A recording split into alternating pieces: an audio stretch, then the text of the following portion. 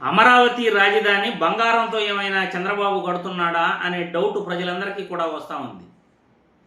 ఎందుకంటే ఎక్కడలేని నిర్మాణ వ్యయాన్ని అమరావతి రాజధానిలో చంద్రబాబు ఖర్చు పెడుతున్నాడు. ప్రపంచంలో ఎక్కడ కూడా అంత నిర్మాణ వ్యయం లేదు. పెద్ద పెద్ద 5 స్టార్ హోటల్స్ మహానగరాలలో 4,000 రూపాయలు స్క్వేర్ ఫీట్ కడతా ఉంటే చంద్రబాబు 12,000 రూపాయలు స్క్వేర్ ఫీట్ అమరావతిలో ఆయన నిర్మాణ వ్యయానికి ఖర్చు పెడుతున్నాడు. బహుశా అమరావతి రాజధాని కట్టేటప్పుడు బంగారంతో ఏమైనా కడుతున్నాడా చంద్రబాబు నాయుడు గారు, లేకపోతే లోపల బంగారం ఏమైనా దాచిపెడుతున్నాడా గోడల కింద? నాకైతే అసలు అర్థం కావట్లే. మరి ఇప్పుడు జగన్మోహన్ రెడ్డి మీడియా ముఖంగా ఈ అమరావతి రాజధాని గురించి ఏదో మాట్లాడుతున్నాడు. ఎందుకంటే ఈ వీడియో చూసిన తర్వాత ఎవరు అవినీతి పరులు, ఎవరు దోచుకుంటున్నారు, ఎవరు దొంగలు అనేది క్లియర్గా అర్థమవుతుంది ఈ వీడియో చూసిన తర్వాత. ఒక్కసారి జగన్మోహన్ రెడ్డి మాటలు విన్న తర్వాత మళ్ళీ మనం చర్చించుకుందాం. కొండపేట వాగు నుంచి వారధి వరకు ఫ్లైఓవర్ కోసమే కిలోమీటర్కు 170 కోట్లు పెట్టినాడు. కిలోమీటర్కు 170 కోట్లు ఖర్చు చేసినాడు. అదే మా హయాంలో బెంచ్ సర్కిల్లో మీ కళ్ళ ముందున ఫ్లైఓవర్ కనిపిస్తుంది. మా హయాంలోనే కట్టాం. కిలోమీటర్ 35 కోట్లు నాకైంది ఖర్చు. మీ అందరూ విజయవాడ పోతాను, అందరూ విజయవాడలో సిటీలో నుంచి పోతాంటారు. రెండో ఫ్లైఓవర్ కనిపిస్తుంది. మన హయాంలోనే కట్టాం పూర్తిగా. 35 కోట్లు కిలోమీటర్కి అయితే ఇది 170 కోట్లు.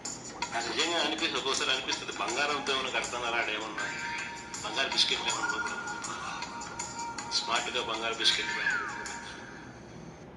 కొండపేట వాగు నుంచి చూశారుగా సోషల్ మీడియాలో వైరల్ అవుతున్న జగన్మోహన్ రెడ్డి వీడియో. ఇప్పుడు చెప్పండి, మీరు ఎవరు అవినీతి పరులు, ఎవరు దోచుకుంటున్నారు, ఎవరు దొంగలు, ఎవరు పాలనలో దోచుకుంటున్నారు మీరు ఆధారంతో సహా చూస్తున్నారు. విజయవాడ బెంచ్ సర్కిల్లో కట్టిన ఫ్లైఓవర్ కిలోమీటర్కి 34 కోట్లు అయింది ఖర్చు. మరి ఇప్పుడు అమరావతిలో కొండవీటి నుండి వారధి వరకు 170 కోట్లు చంద్రబాబు నాయుడు ఖర్చు పెడుతున్నాడు.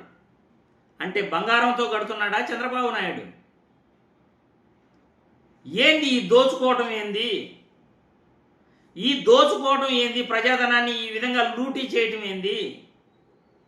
అమరావతి రాజధాని పేరు చెప్పి ఖాళీ బీడు భూముల్లో నిర్మాణాలు చేపడుతూ లక్షల కోట్లు ఈ విధంగా దోచుకోవటం ఏంటి అని నేను ఈ వీడియో ద్వారా చంద్రబాబు గారిని ప్రశ్నిస్తున్నాను. ప్రజలు మీకు అర్థమవుతా ఉందా? ఒక్కరవైనా ఎవరు దోచుకుంటున్నారు, ఎవరు దొంగలు, ఎవరు దొరలు, ఎవరు పాలనలో దోచుకున్నారు మీకేమైనా అర్థమవుతా ఉందా? అమరావతిలో నిర్మాణ వ్యయం 12,000 రూపాయలు ఒక స్క్వేర్ ఫీట్కి.